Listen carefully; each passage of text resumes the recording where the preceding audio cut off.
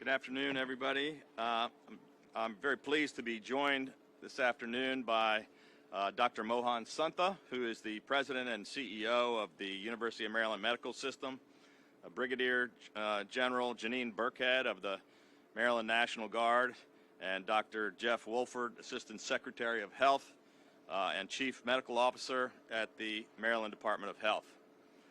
Back in April of 2020, we officially reopened this renovated and reconfigured Laurel Medical Center as part of an unprecedented hospital surge plan. This facility provided an additional 135 COVID beds, including 35 intensive care beds to treat patients infected with COVID-19. This was one of the very first alternate care sites that we stood up early in the crisis, and which we have kept operational throughout the pandemic for surges just like this one.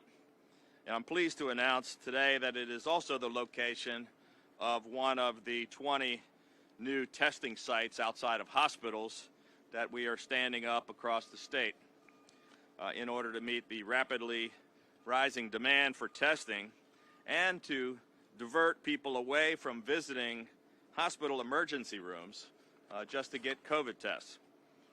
You know, after declaring a 30-day state of emergency earlier this week, we mobilized 1,000 members of the Maryland National Guard to assist state and local health officials with the state's emergency pandemic response and to provide operational support to help open and operate these testing sites. In addition to Laurel Medical Center, today I'm announcing that by the end of next week, we will be opening 10 hospital-based testing sites, including the University of Maryland Charles Regional Medical Center in La Plata, University of Maryland Capital Region Medical Center in Largo, Doctors Hospital in Lanham, Meritus Health in Hagerstown, Frederick Health, University of Maryland Medical Center in Baltimore City, Johns Hopkins, also in Baltimore City, MedStar St. Mary's Hospital in Leonardtown, and Northwest Hospital in Randallstown. We will be launching these sites in the coming days, and they will all be fully operational by the end of next week. In addition, next week, in partnership with the federal government, we will be opening a testing site at St. Agnes Hospital in Baltimore, where FEMA will provide some staffing support as well. All of these sites will be open for walk-ups 7 days a week with no appointment necessary. Walk-ups or drive-thrus with no appointment necessary. Now, one of the primary goals of this effort is to ease the burden on hospitals and emergency rooms. And we're already getting great encouraging reports that emergency room traffic for testing has dropped dramatically as a result.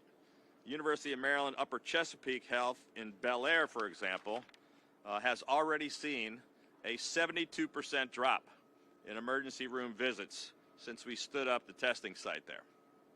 I continue to urge federal officials to address the serious national shortage of rapid testing. We have had little update from them, but it appears that it will still be several weeks before the federal government is able to begin distributing any more rapid tests. Thanks to our forethought and planning efforts at the Maryland Department of Health, we've continued to acquire more and more tests throughout the crisis, and we currently have an abundant supply of PCR tests. And in addition, we're in the process of distributing 1 million at-home rapid tests through local health departments, and we're finalizing numerous additional emergency procurements to acquire as many more rapid tests as we possibly can from multiple sources, and we're on track to receive another 500,000 rapid tests in the next week. Every 24 hours, as part of our aggressive sequencing program, we are analyzing more samples to detect the Omicron variant, which, as of today, we now estimate accounts for approximately 90% of all of our lab-confirmed cases in the state, as well as 90% of all hospitalized cases. I grew up right here in Prince George's County, and at the very beginning of this crisis, nearly 2 years ago, one of my first ideas and efforts was to reopen this closed Laurel Hospital. And for nearly 2 years now, this facility has been open and staffed by incredible medical professionals and healthcare workers who have been working day in and day out to treat patients and to save lives. Today, the hospital is nearly at full capacity. Earlier this week, I asked Marylanders to take a moment to thank our healthcare workers, and today I just got a chance to say thank you myself, but I want everybody to thank all of the heroes here at the Laurel Medical Center. And now I'm going to turn it over to another medical hero, and that's Dr. Mohan Santha, President and CEO of UMS, who's going to discuss why these testing sites are so important to our hospitals. Thank you, Governor. Good afternoon, and let me start on behalf of all of the healthcare workforce across the state of Maryland saying thank you, Governor, for your leadership, and thank you for continuing to lean in to the challenge that we are collectively facing. You summarized it incredibly well to say that our hospitals in the state of Maryland are under incredible stress, and that stress is borne by our frontline healthcare workforce.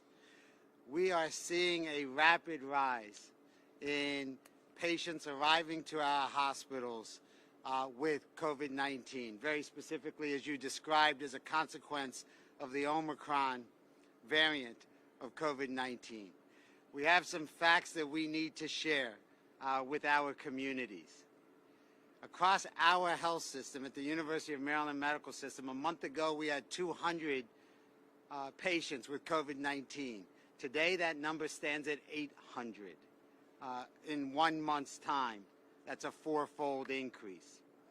We see that burden borne not just in caring for COVID patients, but caring for all of the patients who require our need and come to us with that great need.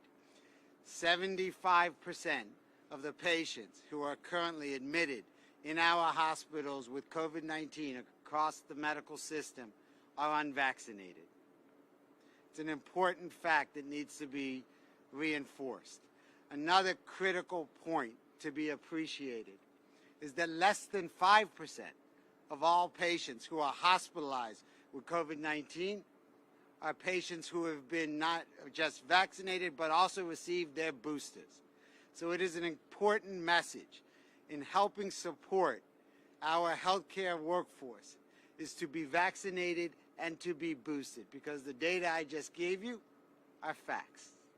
And that is what we can do most notably. As Governor mentioned, another important piece of our fight is now standing up these testing centers outside of our emergency rooms, because the burden that it is placing on our emergency rooms and on our workforce is a disproportionate burden to now not just take care of the patients who are coming to us with other healthcare needs, but now those people who are coming in search of testing and in search of understanding whether they've been exposed to COVID-19. These testing facilities will be an incredible resource right now in the fight against COVID-19. I understand that it can sometimes be confusing as we continue to share our knowledge, as we evolve our understanding of the COVID-19 virus. But what I would tell you is we will continue to speak fact and speak our understanding of the science so that you can make informed decisions about what you can do to support each other, our communities, and importantly, our healthcare workforce. So thank you. Thank you, Governor. Thank you, Dr. Santha. And with that, we'd be happy to take a few questions. Right.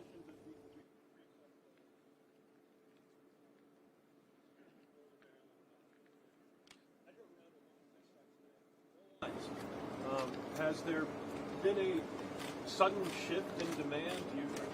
Are you guys seeing any signs that, we might have gotten to a certain point here? I went to several of them. Thank you. I picked up a test kit by the State House. But no lines anywhere. I think part of that has to do with the increased supply that we have of rapid tests and the fact that we have stood up some more testing centers. The demand is still there. I think we've still done, 46,000 tests in a day, which is about the same as it was. But I have noticed as well. I left the State House and saw, I think 2 or 3 people standing out in front of a line where we saw it blocks long before. So, we're making progress. I think, we've opened up a couple now already, and with the additional 10 sites, by the end of next week and another 10 after that, hopefully it's going to make a difference. And as I mentioned, we don't have, statewide results to look at, but from the one hospital where we stood up the testing site outside, the fact that the people going into the emergency room dramatically decreased because, we don't need to go to an emergency room to get a test. There's people really sick that are coming to the emergency rooms that our healthcare heroes need to take care of. Governor, who should be getting tested at this point? People who are sick, people who are not sick, everybody listening and watching out there, who should be getting tested? Well, maybe I'll turn that over to the medical professionals and let them answer that because they probably have more credibility than me. So we would absolutely recommend those who have symptoms be tested. And symptoms now, again, include things like sore throat, things like cold symptoms. You should be tested. And the reason we want you to be tested is because if you are found to be positive, then things like quarantining and mask wearing can help reduce spread. If you've been exposed to somebody who has now tested positive, you should be tested. So again, it's about trying to understand who's positive so we can decrease the risk of spread.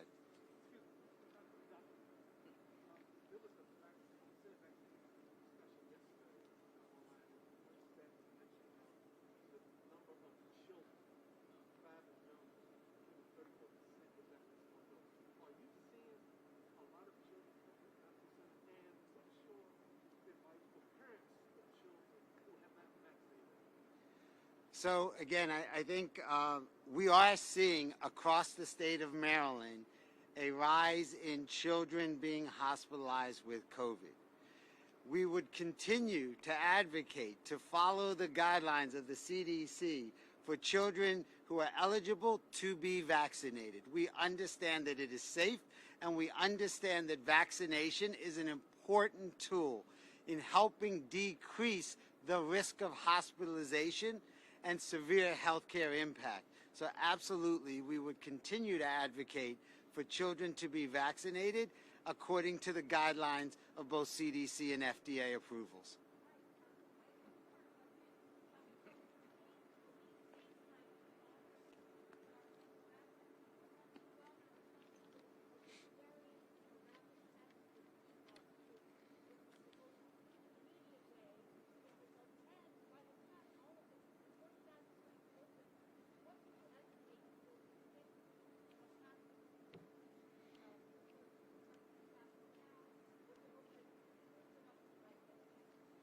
Well, maybe I'll let Dr. Wolford tackle that one. We'll be offering rapid tests and point of care testing, PCR testing. Both are important. And yes, the rapid tests are not as accurate, and particularly with Omicron, there's some concern that doesn't always show up. But it's definitely a really important screening tool. You want to get that quick answer. We don't have false negatives. We only have. We don't have false positives, so if you have it, it'll pop up. It never tells you have it when you don't. But we got to do both. So hopefully you get the rapid test so you can get a quick answer, and then do the more detailed test, and you wait for those results to come in. But we want people to quickly isolate. If you get a rapid test and it says you're positive, then you should isolate and take all the precautions to keep from infecting your friends and family and coworkers and neighbors. I don't know if you want to add anything to that, or on the volume. I think it's as many as we can possibly get done. As I mentioned, we have an unlimited number of PCR tests. We have, we're distributing 1 million rapid tests. We have another 500,000 coming in within another week or so, and we're looking to acquire as many as we can get. Governor Hogan, I have an off-topic question. Next week, the General Assembly session starts. Have you had any conversations with legislative leadership about specific priorities when it comes to those crime plans, those bills that you've been pushing? Any conversations with leadership about if those will move forward, or any other ideas that you plan on introducing? Yeah, look, we're mostly right now focused on a couple of, emergencies, crises, the Omicron variant that's, overflowing hospitals, standing up these testing sites and getting people vaccinated and boosted, and dealing with snow emergencies, which, by the way, we're expecting some more weather to come in this evening through tomorrow morning, and with potentially, pretty serious accumulations and problems with the roads tomorrow. But obviously the legislative session is about to start. We have had some conversations with legislative leaders. We will, we're going to be focused on a couple of key priorities. You mentioned one of them. Crime is a big issue. We have, we're trying to get fair maps drawn with the legislative redistricting process and congressional redistricting. And we're going to be pushing for tax relief to try to help struggling Maryland families and small business owners and retirees. Governor Hogan, the Washington Post reported on how you and your staff use the Wicker messaging app with its erasing messages to discuss issues of importance in Maryland. What do you have to say to Maryland residents about your use and deliberately erasing messages? Yeah, I don't really have much to say about that. I mean, it's not really much of a big deal. We addressed this more than, I guess, about a week ago. There's nothing inappropriate with what we do. It's not really, doesn't take the place of official government communications, but we certainly have the ability to communicate in an informal way, in person, on the phone, and through messaging chats. I think it's a pretty common practice, and there's absolutely nothing wrong with it. I think we are being very transparent, yes.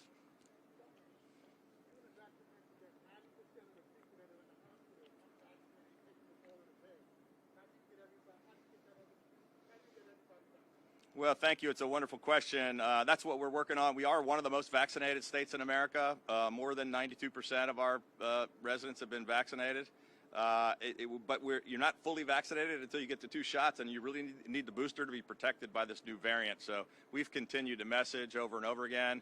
We're excited that now we're able to do booster shots for our 12 to 17-year-olds, which just came about as of yesterday. And that we're now able to get our younger children vaccinated, and we hopefully will be able to get them vaccinated and boosted. And we just encourage everybody. I know some people still, although it's a small number of people here in our state, 8% of the people who have refused to get the vaccine, we just still encourage you to do it. As Dr. Santha said, the less than 8% of the people are responsible for 75% of the hospitalizations and deaths. I mean, I don't know how much clearer to make it to you. The vaccines and the boosters work. Governor, thanks to the mayor for Twitter, I'm already having people. How would you say? Yeah, that's a great question. I think our health department team and together with the National Guard and our hospital partners, it's just how fast can we get something open and where is the biggest need. We'd love to have one in Montgomery County. I think that's probably something that is in the works, although it's not this week. And we have great partners like UMS who've been responsible for a lot of these sites in conjunction with us, and we're going to continue to. We'll try to get as many of them as open as many places as we can. Governor Hogan, you talked last time we talked to you was about the White House. You were having a conversation with the White House coming up right after that declaration of the emergency. Were you satisfied with what you heard? Do you have any insight as for more guidance from the White House? I think it's safe to say that the governors in general are somewhat frustrated. I mean, everybody's doing the best job they can, and they have made some progress on certain things, but the confusing guidance is still a problem. I think, they tried to take care of the confusion, but they made it more confusing. And the problem of kind of over-promising and under-delivering, I think it was quite a while ago when they said they were going to deliver 500 million tests out to people's homes, rapid tests, and we've heard absolutely nothing about that since then. It's been a couple of weeks. And we asked about it. We don't have any updates.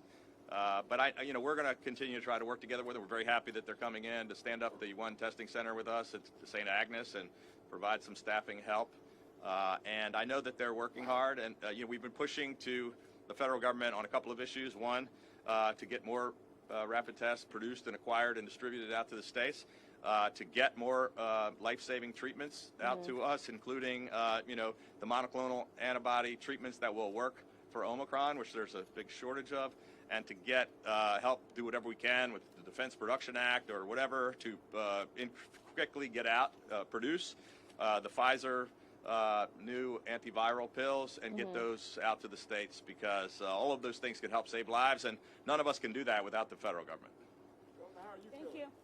I feel great. Thank you very much. I'm happy to be fully back to work, and I'm glad I'm able to get out of my locked room. My wife had me on lockdown. I didn't come out of the room for 10 days, and luckily she dropped some food outside the door.